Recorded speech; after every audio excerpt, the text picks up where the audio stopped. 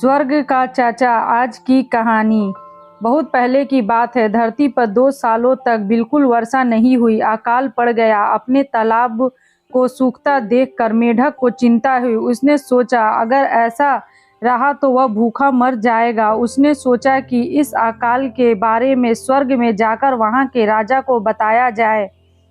साहस कर मेढक अकेला ही स्वर्ग की ओर चल पड़ा। राह में उसे मधुमक्खियों का एक झुंड मिला। मक्खियों के पूछने पर उसने बताया कि भूखे मरने से अच्छा है कि कुछ किया जाए। मक्खियों का हाल भी अच्छा नहीं था। जब फूल ही नहीं रहे तो उन्हें शहद कहाँ से मिलता।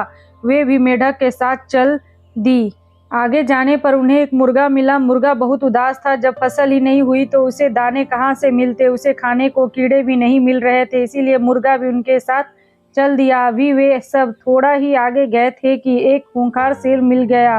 वह भी बहुत दुखी था। उसने खाने को जानवर नहीं मिल रहे थे।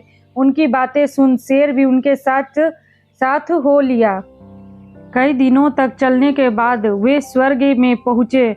मेढक ने अपने सभी साथियों को राजा के महल के बाहर ही रुकने को कहा। उसने कहा कि पहले वह भीतर जाकर देख आए कि राजा कहाँ है। मेढक उछलता हुआ महल के भीतर चला गया। कई कमरों में से होता हुआ वह राजा तक पहुंच ही गया। राजा अपने कमरे में बैठा परियों के साथ बातें कर रहा था। मेढक को क्रोध आ गया। उसने लंबी छलांग लगाई और उनके बीच पहुंच गया। परियां एकदम चुप हो गई। राजा को एक छोटे से मेढक की करतूत देख गुस्सा आ गया।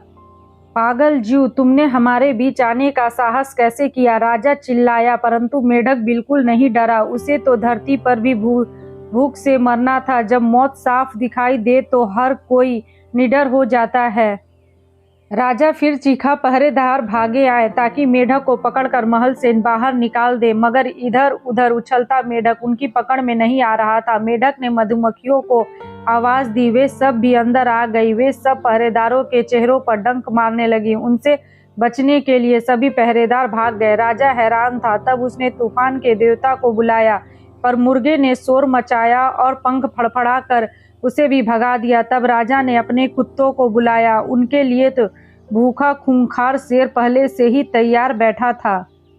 अब राजा ने डर कर मेढक की ओर देखा। मेढक ने कहा, महाराज, हम तो आपके पास प्रार्थना करने आए थे। धरती पर अकाल पड़ा हुआ है, हमें वर्षा चाहिए। राजा ने उनसे पीछा छुड़ाने के लिए कहा, अच्छा चाचा, वर्षा को भेज देता हूँ।